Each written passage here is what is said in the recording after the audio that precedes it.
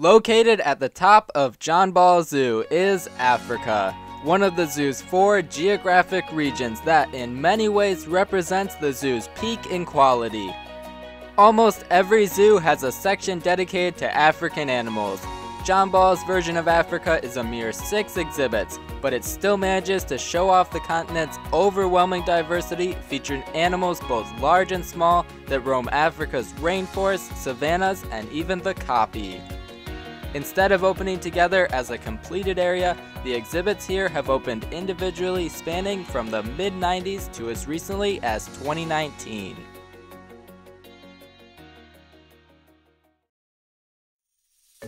Beginning where we left off in the zoo's South American region, we'll be starting with Africa's newer additions that replaced a pair of primate habitats which held colobus monkeys and baboons. The main feature is a modern design built amongst large man-made boulders. The stars here are the very charismatic meerkats. These popular members of the mongoose family live in mobs led by a dominant male-female pair who produce most of the group's offspring. One special member of the zoo's small mob is Red, who, as you can see, gets his name from the large red spot on his neck. Scattered around the rocks are several sculptures and signage that teaches about the daily lives of these playful yet vicious critters. The meerkat's roommates are Cape porcupines Rollo and Montu. The Cape porcupine is the world's largest species of porcupine. When they feel threatened, like this one did by the nearby ferocious meerkat, they will bristle their quills and may charge at attackers. Both species can be seen in a small indoor room during inclement weather. While guests will be focused on the playful animals inside it, the zoo states that it is the unseen parts of this habitat that make it truly special. The exhibit's sustainable design helps limit its water and energy demand and made John Ball the first zoo in the world to be awarded a CITES Gold certificate. Nearby, added alongside this exhibit, is a simple aviary for Von der Decken's hornbills. From the new to the old, 2 habitats that opened in 1996 and combined to form a panoramic view known as the African Savanna. The smaller habitat to the right contains the second half of the Timon and Pumbaa duo, a single male common warthog named Theodore. Moving to the left, the second habitat is much larger and features 3 species. There's the Egyptian goose, the vibrant red-throated southern ground hornbill, and most noticeable is the eastern or Mountain Bongo. This critically endangered antelope dwells in the forest of East Africa, which may be why this exhibit is sometimes referred to as the forest edge. 3 individuals call John Ball their home. Bexon, an 8-year-old male who sticks out for his darker color and larger size. Penelope, a female who came from Potter Park Zoo in Lansing. And finally, there's Carrot, a 2-year-old female from Denver.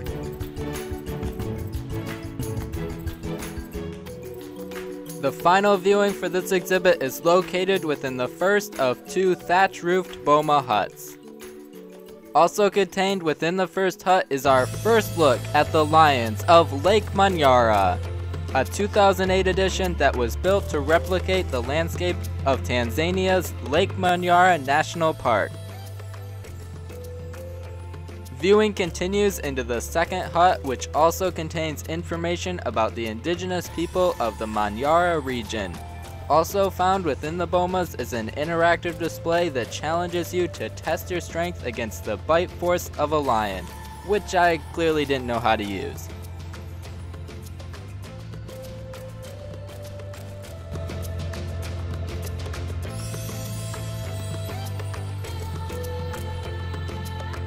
The final viewing of the lions is quite unique. Up these stairs is a 24-foot high lookout platform that gives a bird's eye view of the lion exhibit.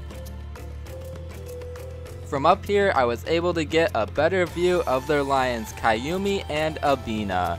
16-year-old Abina came from the San Diego Zoo Safari Park and arrived along with 2 other lions for the exhibit's opening, while Kayumi joined the zoo a few years later from Milwaukee in 2012.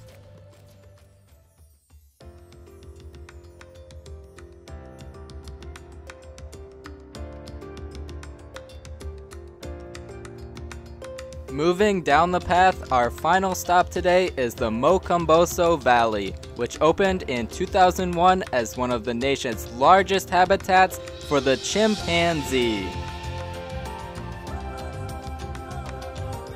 The exhibit, which is viewable first through glass and then across a moat from an elevated bridge, received some minor upgrades in 2021 and is easily my favorite habitat in the entire zoo. It is currently home to a troop of 6 chimps. There's Peggy, the oldest. Susie, the troop's largest individual, is a 35-year-old female who is known to have a more laid-back personality. Senga, she's 38 and the troop's leader, which is somewhat unusual since most chimpanzee troops are led by a male. Her daughter Kiambi, at 24, she's the youngest in the troop and known to be the instigator. With a youthful, mischievous nature, she occasionally has to be put in place by her mother. And then there's 2 males. Donnie is 43 and enjoys long naps on the bridge and apparently loves to paint. Finally, there's 44-year-old Sam. All of the chimps arrived together from the Detroit Zoo for the Mokomboso Valley's opening in 2001, except for Sam, who joined the troop from the Potawatomi Zoo in 2009. He enjoys the company of Peggy and sometimes Donnie, but may also be seen spending time alone. Info about the zoo's chimps can be found inside the pavilion that's connected to the bridge viewing of the exhibit, along with other information about Africa's great apes. Since the chimps can't be outside during Michigan's cold winters, they can also be viewed in their public indoor habitat.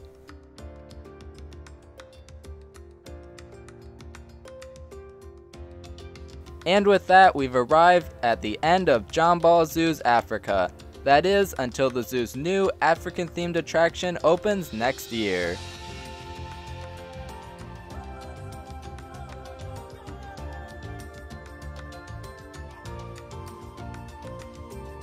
Today's question of the video is a simple one. What is your favorite African species and why?